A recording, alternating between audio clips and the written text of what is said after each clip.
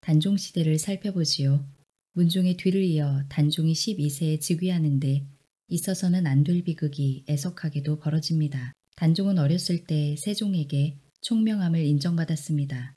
정통성 면에서는 적장자인 문종의 적장자였으니 더 이상 완벽할 수 없었습니다. 조선 왕조를 통틀어 적장자의 적장자는 단종과 숙종뿐입니다. 숙종이 14세에 바로 수렴청정 없이 통치했다는 것을 감안하면 단종도 조금만 성장하면 왕권 구축이 가능했습니다.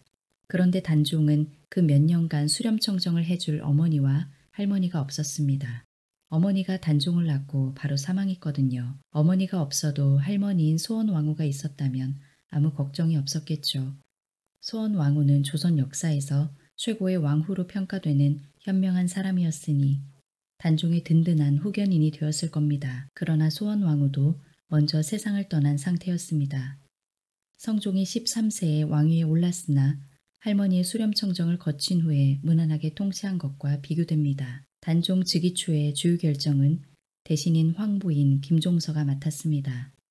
그들은 충성심이 강한 인물이었고 청렴하고 유능했지요. 그런데 단종 즉위 5개월 만에 숙부인 수양대군이 쿠데타를 일으킵니다. 불시에 측근을 동원해 김종서를 살해하고 한명회가 만든 생살부에 따라 관료들을 죽여 없애지요. 명분은 김종서가 반역을 획책했다는 것이었으나 증거는 없었습니다. 이렇게 수양대군은 조직폭력배와 다름없는 방식으로 권력을 장악합니다. 이어 수양대군은 동생인 안평대군을 죽이고 단종의 왕위를 빼앗지요. 단종은 노상군으로 낮춰져 강원도 영월로 유배당했고 사육신의 복위 노력이 실패로 돌아간 후에 살해당합니다. 그런데 한국사에서 예전에는 수양에게 긍정적 시각이 많았다가 요즘에는 부정적 시각이 증가한 것으로 알고 있습니다. 왜 이런 변화가 생겼을까요? 긍정적 시각은 실록을 그대로 해석한 데서 비롯되었습니다. 실록의 노상군 일기는 수양 입장에서 일방적으로 편찬되었거든요. 역사는 승자 입장에서 기록된다는 말이 그대로 적용된 경우입니다. 한편 한국의 독재 정권 영향도 있습니다. 쿠데타로 집권한 세력은 역시 쿠데타로 권력을 잡은 수양이 같은 편으로 보였을 겁니다. 어린 단종보다 유능한 수양이 낫다는 논리를 국민에게 주입해야 자신들 정권의 정당성도 확보되니까요. 요즘 부정적 시각이 늘었다고 말하기보다는 이제 제대로 평가된다고 봐야 합니다. 그 당시에도 민심은 명백히 수양에 부정적이었으니까요. 사육신의 단종 복위 노력이나 수많은 야사 이야기가 그 점을 증명하고 있습니다. 권력을 잡은 후에 수양이 한 행동을 봐도 여실히 드러나고요. 태종 이방원과 수양대군은 둘 다 쿠데타로 혈형과 공신을 죽이고 집권했다는 공통점이 있습니다. 그런데 태종은 긍정하고 수양은 부정하는 이유는 무엇일까요? 가장 중요한 차이로 태종 이방원은 새로운 세상을 만들겠다는 확고한 철학과 비전이 있었습니다. 반면 수양은 권력욕만 있을 뿐이었습니다. 시대 분위기도 감안해야 합니다. 이방원이 살았던 때는 혼란과 피해 연속인 시대였습니다. 반면 수양의 쿠데타는 세종 문종을 거치면서 평화롭고 유교 사상이 완전히 공고해졌을 때 이루어졌습니다. 이방원은 쿠데타의 명분이 있었습니다. 이성계의 8아들 중에서 막내 이방석이 세자가 된 것은 논란의 여지가 큰 사건이었으니까요. 이방원은 전처 소생이고 이방석은 후처 소생이었습니다. 그런데 전처가 먼저 죽었기에 후처가 조선 개국과 더불어 중전이 되었고 중전의 자식이라는 이유로 이방석이 세자가 된 것입니다. 이방원은 졸지에 서자 취급을 받은 겁니다. 더구나 이방원은 개국 과정에서 공이 컸었죠. 위화도 회군 때 개경에 있던 계모와 이방석을 대피시켜 목숨을 구한 것도 이방원이었습니다. 유능하고 공이 큰 형을 제쳐놓고 어린 데다 공적도 없는 배다른 동생이 세자가 되었으니 바로 잡겠다는 것이죠. 하지만 단종은 정통성이 완벽했기에 수양이 빼앗을 근거가 전혀 없었고 문종과 단종이 수양에게 나쁜 짓을 한 것도 없었습니다. 오히려 문종이 수양을 너그럽게 배려한 경우가 많았습니다. 이방원의 쿠데타는 자기 보호 차원이기도 했습니다. 만약 이성계가 죽고 이방석이 왕이 되었을 때 이방원은 제거 대상이 될 확률이 높았습니다. 하지만 수양이 야심을 드러내지만 않는다면 단종이 수양을 제거할 리는 없었습니다.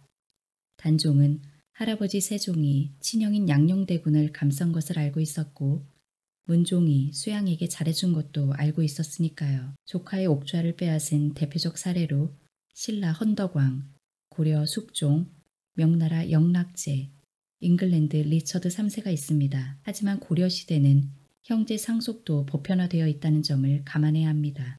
영락제는 조카인 건문제가 제거를 시도하자 반란을 일으켰지요. 일방적인 쿠데타는 아니었습니다. 리처드 3세도 당시 잉글랜드가 내전인 장미전쟁으로 혼란기였다는 것을 감안해야 합니다. 수양과 비교할 만한 인물은 신라 헌덕왕뿐입니다. 신라 멸망은 헌덕왕으로부터 비롯되었다는 평가를 받는 인물이죠. 하지만 그때는 성리학이 보급되기 전이었습니다. 수양대군은 쿠데타를 합리화하기 위해 주공의 예를 내세웠습니다. 주공은 형인 모왕을 도와 주나라를 키운 공신입니다. 모왕이 죽자 어린 성왕이 즉위했는데 주공은 조카인 성왕을 섭정했습니다. 주공이 권력을 쥐었다고 생각한 이들이 반란을 일으켰을 때 주공이 진압하지요. 하지만 주공은 성왕의 자리를 빼앗지 않고 주나라의 영역을 확대한 후 때가 되자 물러납니다. 수양대군은 주공의 예를 통해 권력을 쥔 것을 합리화했고 단종은 수양대군을 주공으로 인정해 줌으로써 왕위만은 욕심내지 말 것을 부탁한 것이죠. 하지만 수양은 전혀 주공이 아니었습니다. 수양의 유일한 업적은 무엇인가? 수양은 결국 단종을 내쫓고 왕위에 오릅니다. 세조인데요. 수양을 세조라 부르깃거리는 사람들이 있습니다. 정통성이 전혀 없기에 왕으로 인정하지 않겠다는 의미입니다. 조선 왕조에서의 정통성 부재는 현대로 보면 부정선거와 다를 바 없습니다. 완벽한 정통성을 가졌던 단종을 노상군으로 격화시켰던 것에 대한 반발이기도 합니다. 수양은 왕위에 오른 후에도 계속 잔혹행위를 이어갑니다. 김종서와 친했던 맹장 이징옥이 함경도에서 죽임을 당합니다. 사육신을 중심으로 한 충신들이 단종 복위를 시도하다 실패해 처형됩니다. 이에 연루되어 애달프게도 단종마저 죽음을 맞습니다. 단종의 처가도 몰락했습니다. 단종의 부인, 한때 조선의 중전이었던 정순왕후 송씨는 쫓겨나 동량과 막노동으로 생계를 이어가야 했습니다. 야사에 따르면 왕후를 가엾게 여긴 백성들이 먹을 것을 챙겨주자 수양은 그것마저도 금지해버릴 정도로 잔혹했습니다. 그래서 여인들이 남자는 들어올 수 없는 시장을 만들고 거기서 슬쩍 왕후에게 먹을 것을 줬다고 하지요. 그만큼 당시 백성은 악랄한 수양을 원망했고 단종을 동정했습니다. 반역자인 수양일파는 반역을 막았다는 명분으로 공신에 책봉되어 고려 말에 권문세족에 비견될 정도로 막대한 토지와 노비를 챙겼습니다.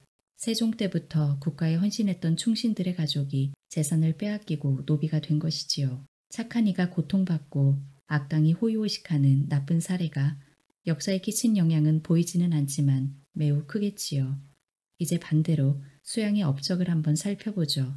무자비했지만 업적은 많았던 군주라고 평가하는 사람도 있으니까 말입니다. 수양의 대표적 업적으로 경국대전 편찬을 거론합니다. 그런데 업적을 논하기 이전에 짚고 넘어갈 것이 있습니다. 수양 집권기의 인적 구성에 관한 부분입니다. 수양 집권기에 가장 업적이 많은 관료는 신숙주인데 그는 세종 때부터 탁월했던 인재입니다. 즉 단종이 계속 왕위에 있었어도 신숙주의 법전 편찬, 외교 등의 업적은 여전했을 겁니다. 수양의 업적은 선대의 탄탄한 시스템과 안정된 재정과 뛰어난 인재를 물려받아 거저 이룬 것입니다. 그런데 수양은 집권 전후에 김종서, 이징옥, 성산문 등을 죽였고 수양의 반발에서 김시습 등 생육씨는 관직을 거부했습니다. 반면 수양이 새로 기용한 인물은 한명회, 홍윤성 등입니다. 특히 홍윤성은 살인마 정승이란 말이 돌 정도로 패악이 심했는데 수양은 계속 그를 우대했지요. 즉 수양으로 인해 조선이 잃은 인물과 얻은 인물을 비교해보면 수양이 얼마나 나라를 망가뜨렸는지 답이 나옵니다. 수양 개인이 주도한 업적으로 수령고소금지법 폐지를 꼽습니다.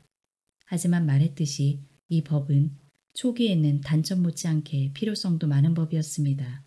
수양이 없애지만 그 후 성종 때 부활한 것을 감안하면 쉽게 평가하기 어렵습니다. 왕권을 강화한 것을 업적으로 꼽기도 하는데 왕권 강화 그 자체는 선도, 악도 아닙니다.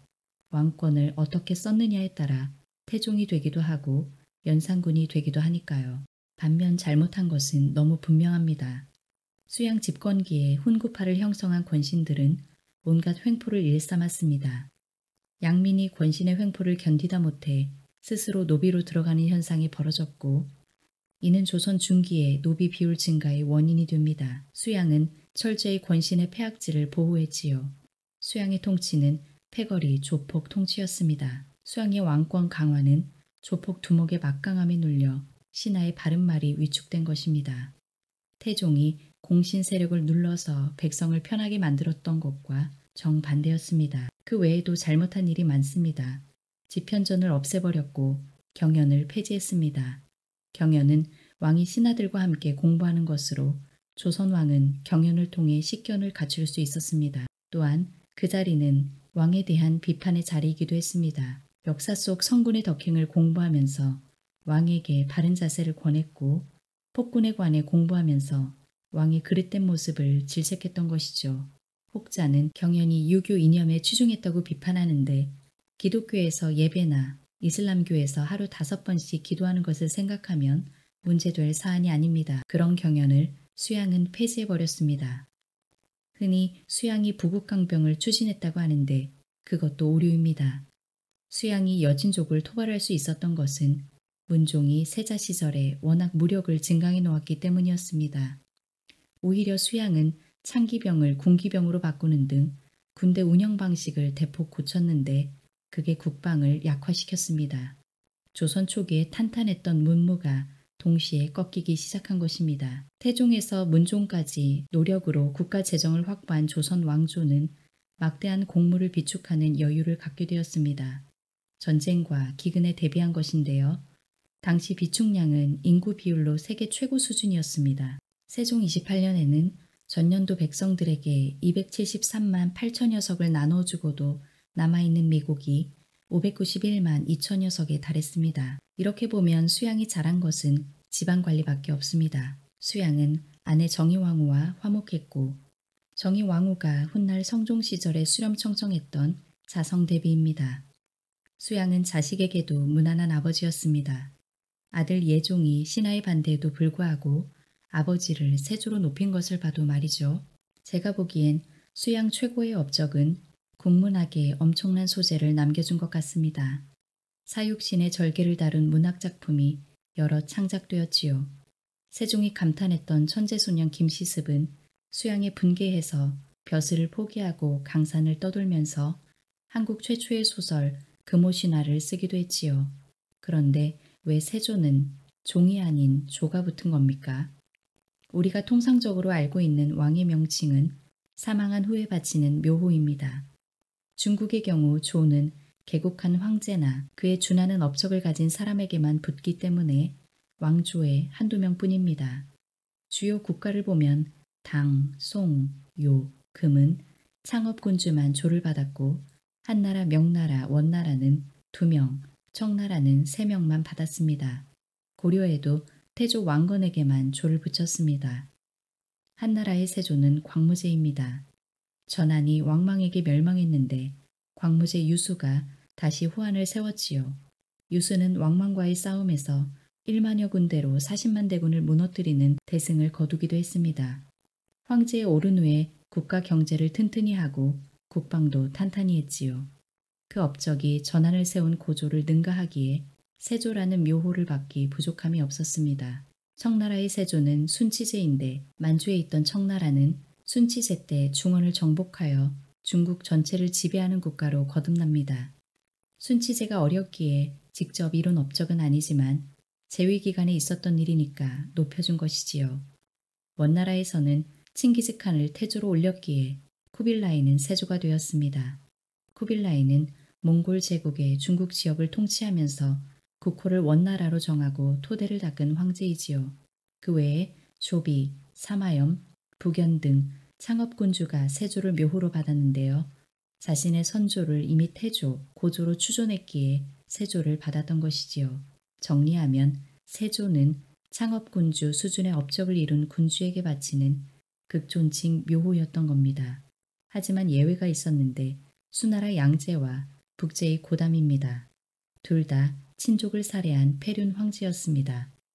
세조라는 묘호는 수양이 광무제나 쿠빌라이에 준한 업적을 이루었다고 주장한 셈인데요. 실은 수양제 수준임을 보여준다고 하겠습니다. 태조가 창업군주, 태종이 창업군주를 이어 기틀을 잡은 군주, 세종이 전성기를 이룬 군주, 문종이 문화 발전에 힘쓴 군주에게 바치는 묘호라는 것을 감안하면 조선 초기 묘호는 참으로 적절했습니다. 그런데 세조가 그 묘호의 기준을 망쳤고 이후 조선에서는 인조처럼 업적과 맞지 않은 묘호가 나오게 됩니다.